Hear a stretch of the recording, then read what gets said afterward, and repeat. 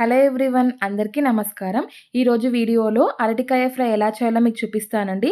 ఇక్కడ నేనైతే ఒక 3 అరటికాయలైతే తీసుకున్నాను. వీటిని చక్కగా పొట్టు తీసేసుకోవాలండి పైన.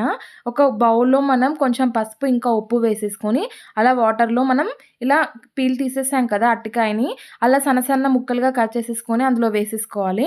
ఇప్పుడు మనం ఒక కడాయి తీసుకొని అందులో కొంచెం ఆవాలు, జీలకర్ర అలా పోపు దినుసులు వేసుకోవాలి. కొంచెం కరివేపాకు కూడా వేసుకోవాలి. ఇప్పుడు మనం అరటికాయలు సన్న సన్నగా కట్ చేసి పెట్టుకున్నాం కదా! అవి అందులో వేసేసి ఒక 1 స్పూన్ వరకు సాల్ట్ వేసి, కొంచెం పసుపు వేసి చక్కగా కలిపేసుకోవాలి. కొంచెం మగ్గాలండి. ఇది మగ్గిన తర్వాత చూస్తున్నారు కదా! ఇలా కొంచెం సిమ్‌లో పెట్టేసుకుంటే మనకు చక్కగా మగ్గిపోతుంది. ఇప్పుడు మనం ఒక 2 స్పూన్స్ వరకు కారం వేసుకోవాలి. అందులోనే కొంచెం ధనియాల పొడి గూడా వేసేసుకొని చక్కగా కలిపేసుకొని అలా కొద్దిసేపు అలా ఉడికించుకోవాలండి. చాలా సింపుల్‌గా అయిపోతుందండి ఈ రెసిపీ. లాస్ట్‌కి మనం అలా కొత్తిమీర వేసేసుకోవడమే అండి. నా వీడియో గనుక మీకు నచ్చినట్టయితే లైక్ జేయండి, షేర్ జేయండి, సబ్స్క్రైబ్